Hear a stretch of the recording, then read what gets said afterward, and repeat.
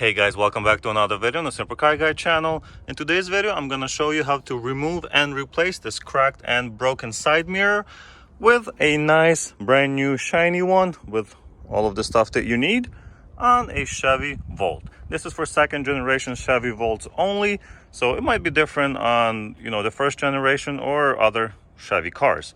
Let's get right to it.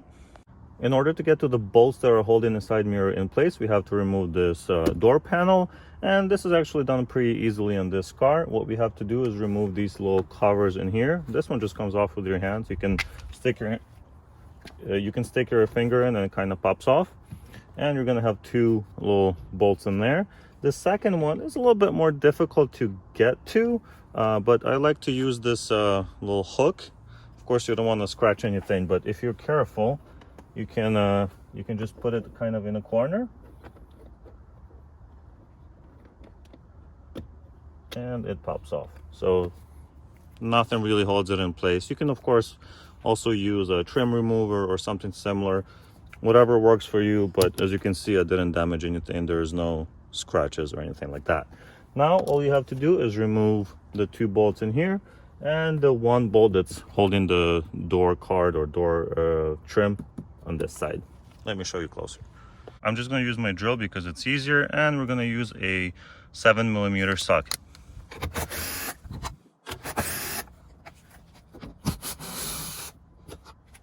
Now the door panel is ready to be removed. Now the next part might seem a little rough, but actually that's what you're supposed to do. There's just clips that you have to slowly kind of peel off. I use my fingers. You can of course use our other tools to pry it off a little bit, but I feel like when you're using your fingers, you know you're not going to break things.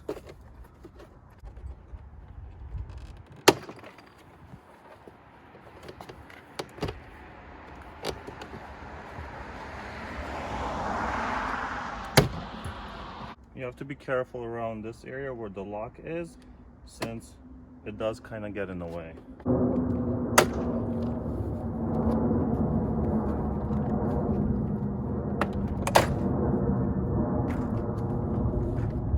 And there you go, the door panel is removed. Of course, you don't want to disconnect any of the wiring because it's not necessary for this job. You can just put it on the ground if you care about the bottom of your panel, or you're doing it for somebody else. Maybe grab something soft to put underneath so it doesn't get scratched. And we're just going to leave it there.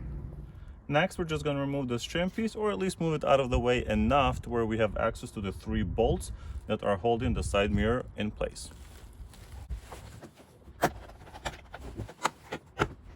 Okay. So I don't want to remove it all the way around the entire door because I want it to be nicely aligned. So I'm just going to leave it hanging almost like this, right? We still have access to our three bolts, so there's one here, and there's one behind this plastic cover right here. I'm gonna use my little tool again.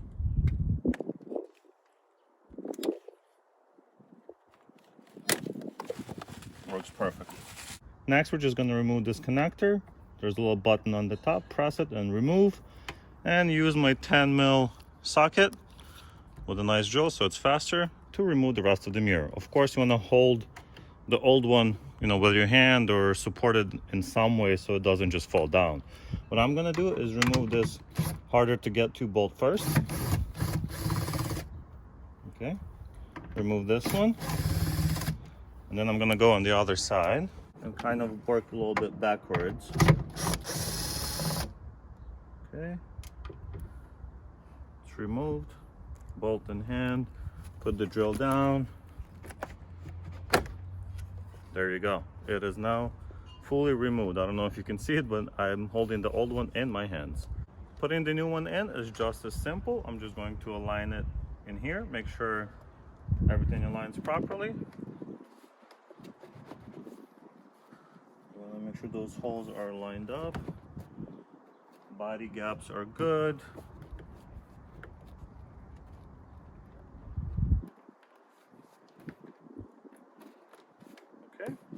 Everything looks good. I'm going to grab one of the bolts and thread it in just by my hand.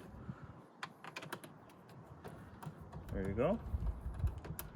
Now I know it's not going to fall out of place, I can go on the other side and finish the bolts. It's very important that this plastic part goes actually behind the seal. So as you can see, there's a rubber seal in there. So if you are not careful, you can put it on top and then water will get in and cause all kinds of trouble. So make sure this part goes under the seal. So it looks just like that. That's how you want it to look.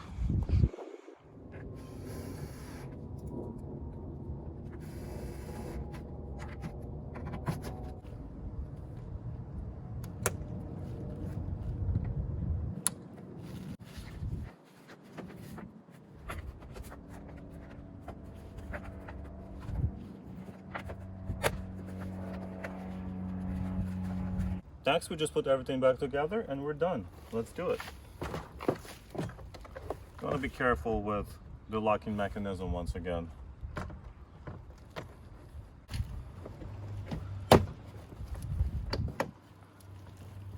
So I realized putting this trim back in is a little bit more difficult than it seemed, so I lowered the window so I can work from this side. I put this corner in first so it kind of goes in nicely because you have a little bit of leverage. And then you kind of work your way around until it clips in. So here we have to still make sure that the opener goes in.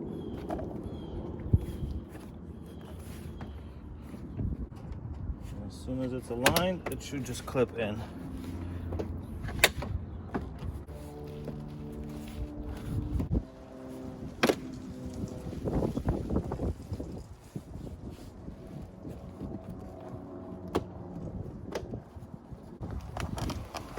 And there it is.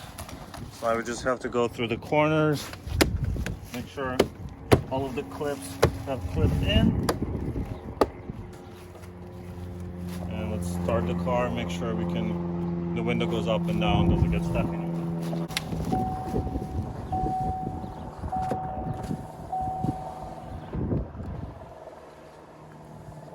Perfect. Unlock, that goes up, lock, goes down, we're all good. All we have to do now is put the 3 screws back in and we should be pretty much done with the job.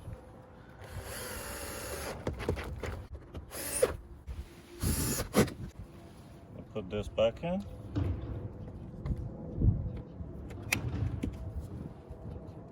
And a little rubber tray. And that is it, guys. The job is done. So thank you so much for watching. I really appreciate it. I hope you've learned something and you can do this yourself at home without having to spend $300 or $400 or $500 at the dealer. That's what my friend was quoted before. He asked me if I could do this for him. It took me about half an hour because I was trying to be careful not to scratch anything. But that's about it, guys. Like I said, thanks so much. Don't forget to comment, like, subscribe to the channel, and I'll see you in the next one.